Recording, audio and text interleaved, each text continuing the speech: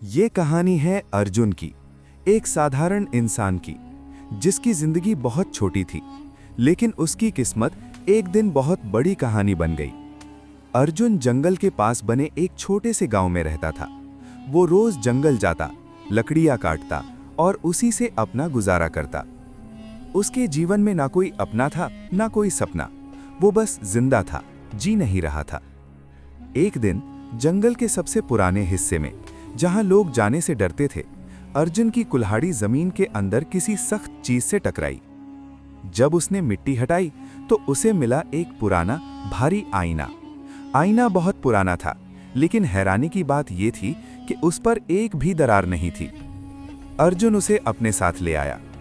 उस रात जब उसने पहली बार उस आईने में देखा तो उसे अपना चेहरा नजर नहीं आया।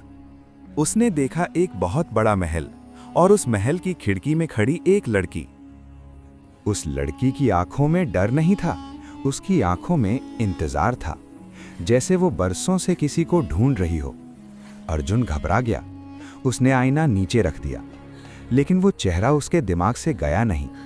अगले दिन उसने फिर आईने में देखा। इस बार तस्वीर और साफ थी। अब उसे समझ आने लगा कि ये कोई साधारण आईना नहीं है।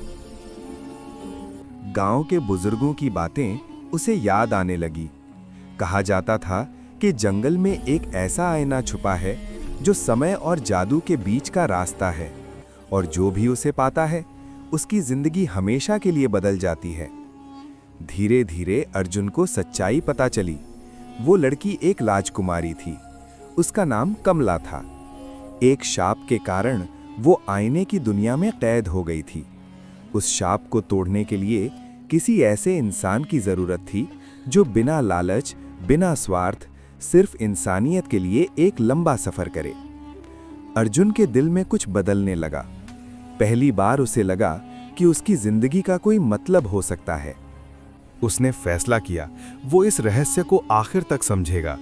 आईना उसे हर रात रास्ता दिखाने लगा, कभी पहाड़ों की ओर, कभी रेगिस्तान की तरफ, कभी ऐसे रास्तों पर जहां इंसान का पहुंचना आसान नहीं था।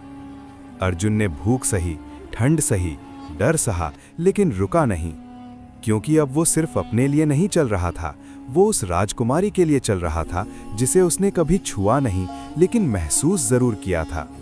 आखिरकार वो उस जगह पहुंचा जहां जादू और सच्चाई मिलते थे। वहां पहुंचते ही आईना कांपने लगा। अर्जुन समझ गया ये आखिरी जगह है।